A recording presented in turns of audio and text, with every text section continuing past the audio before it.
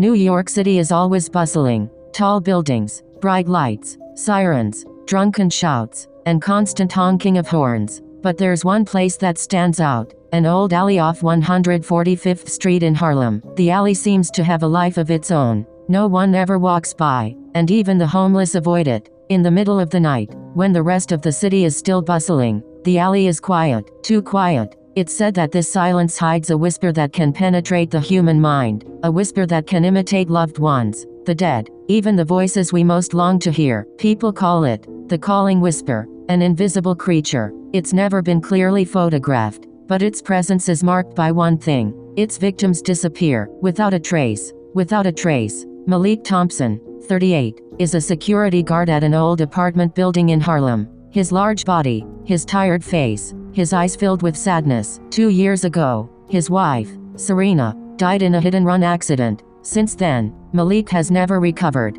He's withdrawn. He works nights all the time. Too much silence. Too little sleep. One foggy night, Malik was walking through the 145th Street alley on his patrol route. Suddenly, he heard a soft voice. Very soft. Like someone whispering right behind him. "Malik, don't leave me. Malik, wait for me." Malik's chest immediately froze. It was Serena's voice. It took a second for his brain to register, and 3 seconds for the hairs on the back of his neck to stand on end. He immediately turned around. There was no one there, just fog shrouding the end of the alley, and an unnatural chill. Malik ran back to the security post. He tried to convince himself, "I'm just tired. It was a hallucination." But that night, he didn't sleep. The next night, Malik returned to work, and the voice came again. "Malik, come closer, I'm waiting." This time it was clearer, closer, more real. Malik immediately decided to install a portable CCTV camera at the end of the hallway, an infrared camera, quite sophisticated. He let it record for 7 hours. The next morning, he watched the recording, and what did he see? At 2:17, the camera captured a vague shape, a tall, thin figure, its body abnormally elongated, like a stretched human shadow. The body was black as smoke, but the head was pale white. No eyes, no nose, just a long, ripped-out mouth. Then the figure moved, not walking, but hovering slightly above the ground, and just before the camera cut out, a voice said, "I know you can hear me."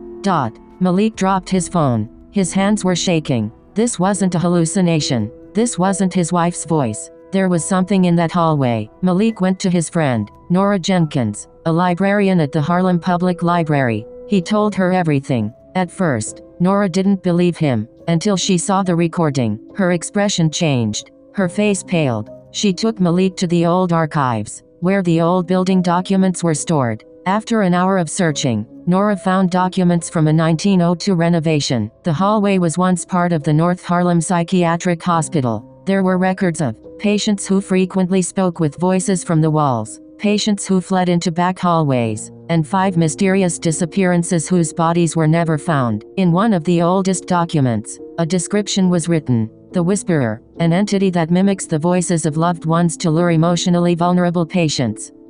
A creature that imitates the voices of those closest to it to attract victims. Nora closed the document and said, "Malik, that voice knows you're missing Serena.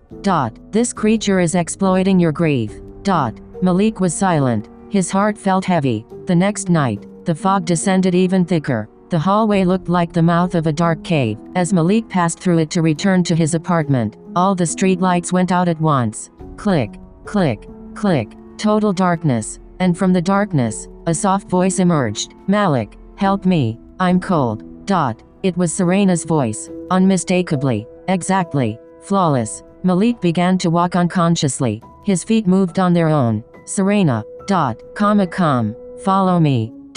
A tall shadow appeared at the end of the hallway, faintly shrouded in mist. Then it slowly morphed into the silhouette of a woman, just like Serena. Long hair, a white dress. But something was wrong. Her feet weren't touching the ground. The creature moved closer. The mist grew denser. The air grew heavier. Malik forced himself back, but his body was locked. It was as if an invisible hand was holding his shoulder. Then, out of the mist, Serena's face emerged, or something that resembled Serena.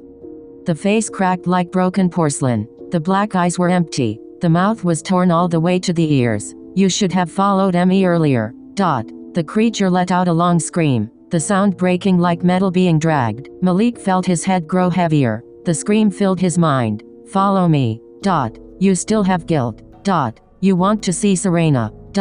He felt himself being pulled into the hallway, into the darkness that contained who knows what. But at a critical moment, Malik's hand touched Serena's necklace that she always carried. The necklace shattered in his grasp, and at the same moment, Serena's true voice was heard, soft, without force. Malik, let me go.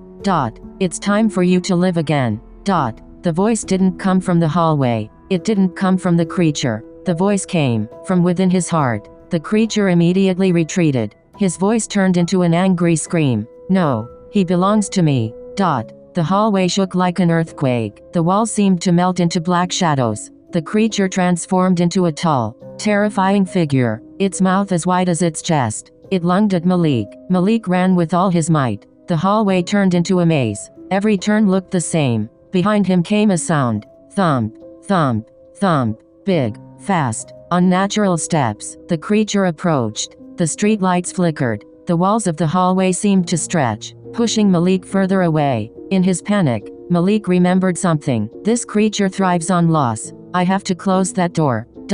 Malik stopped, turned around, closed his eyes, and shouted, Serena, I accept it. I'll let you go. I've suffered enough.